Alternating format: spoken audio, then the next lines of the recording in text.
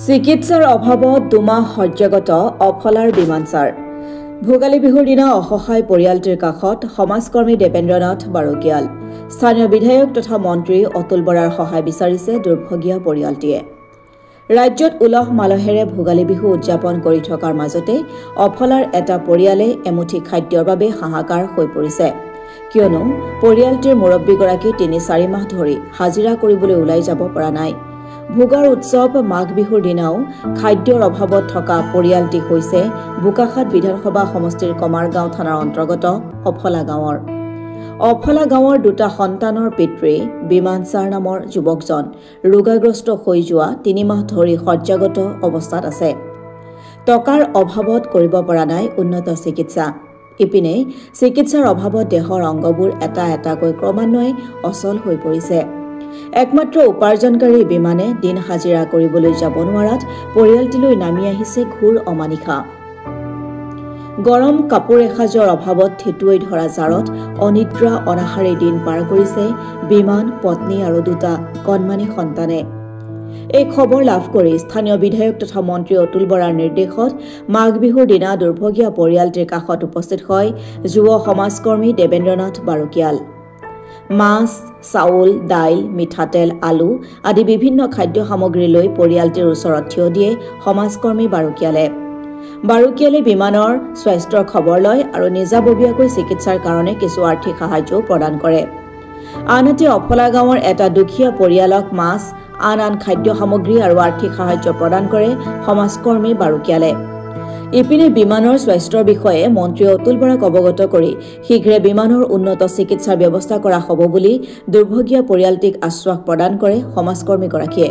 কোনো সুহৃদয়বান লোকে ইচ্ছা কৰিলে অসম গ্ৰামীণ বিকাশ বেংকৰ মহুৰামুখ শাখাত পত্নী ৰেখামণি ছাৰৰ নামত থকা account number 72260260174777 IFSC number PNB0 RRBA জিবিত দুৰ্ভগীয়া পৰিয়ালটিক আৰ্থিক সহায় আগবঢ়াব পাৰিব উল্লেখ্য যে ইতিমধ্যে ১ নম্বৰ অফলা উদয় যুৱ সংঘই গাঁৱৰ ৰাইজৰ পৰা চাউল টকা সংগ্ৰহ কৰি পৰিয়ালটিক সহায় কৰিছে ইপিনে বিমানৰ অসহায় পত্নীগৰাকীয়েও মন্ত্ৰী অতুল বৰাৰ পৰা সহায় বিচাৰিছে বেমাৰ হয় মোৰ মানুহটো দুমাহ হ'ল বিছনাতে পৰি আছে কৰিব নোৱাৰে মই এনেকৈ পুঁজি মাৰি কৰি পেলাই খাই আছোঁ পইচা নথকাৰ কাৰণে ডক্টৰৰ ওচৰলৈ নিব দিছে মানুহটো মোক হাজিৰা কৰি খুৱাই আছিলে বেমাৰৰ কাৰণে হাজিৰালৈ 2-3 মাহ হ'ল যাব নোৱাৰা হৈছে ঘৰত চাউল পাতি নাই পুঁজি মাজি খাই আছোঁ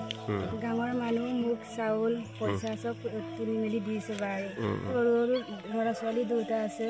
ল'ৰা ছোৱালীটো মই দুটাটো কেনেকৈ খুৱাম সৰু ল'ৰা ছোৱালী পাৰ কৰি চিন্তা কৰি পাৰ কৰা হৈছে গতিকে মই মন্ত্ৰী অতুল বৰা অকণমান মোক সহায় কৰে মৰ্মাহিত হ'লোঁ তৰুণ এটা দৃশ্য এজন যুৱক বেছি বয়সো হোৱা নাই মোৰ মতে প্ৰায় 30-32 বছৰ হ'ব নেকি কাৰণ দুটা ল'ৰা ছোৱালী সন্তানৰ পুত্ৰী তো কথাটো গম পাই মই মন্ত্ৰী মহোদয়ে ক'লোঁ তেখেতে তৎকালীনভাৱে মোক ইয়ালৈ আহিবলৈ ক'লে মই আহি খবৰ ল'লোঁ দেখি যিটো দেখিলোঁ এটা কৰুণ দৃশ্য তেওঁ আজি 2 মাহ 2.5 মাহ ধৰি শয্যাগাৰ হৈ আছে তেওঁ খোজ কাঢ়িব বা এনেকৈ হাত ভৰিয়ে কাম নকৰা বুলি জনাব দিছে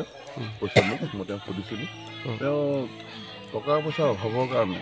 চিকিৎসালয় যাব পৰা নাই বা যেতিয়া চিকিৎসা ল'ব লাগিছিলে পৰা নাই কিন্তু এনেকৈ যদি থাকে নহয় মানুহজন সম্পূৰ্ণ শৰীৰ অংগ মানে ডেমেজ হোৱা চান্স আছে গতিকে ভৱিষ্যতে কেনেকৈ ধৰণে তেওঁক সহায় কৰিব পাৰে যে মই মন্ত্ৰী মহোদয়লৈ আলোচনা কৰি অতুল বৰাৰ লগত কথা পাতি তেওঁক ব্যৱস্থা কৰিবলৈ চিকিৎসা ব্যৱস্থা কৰিবলৈ নিশ্চয় ব্যৱস্থা কৰিম গতিকে আজি বিহু মাঘ বিহু যিহেতু দুটা ল'ৰা ছোৱালী আছে মাক আছে ঘৈণীয়েক আছে গতিকে ভোগালী বিহুৰ দিনাখন যদি আমি একো ভোখৰ এসাঁজ চবেই খাওঁ আমনি হয় তেখেতক পৰিয়ালক যদি আমি খোৱা পাওঁ সেইকাৰণে এটা মাছ লৈ আহিছিলোঁ কিছু চাউল দালি আলু তেল হালধি ইত্যাদি কৰি অলপ পইচা পাতি অলপ দি পেলাই অন্ততঃ যাতে মাঘৰ বিহুৰ দিনাখন এসাঁজ খাব পাৰে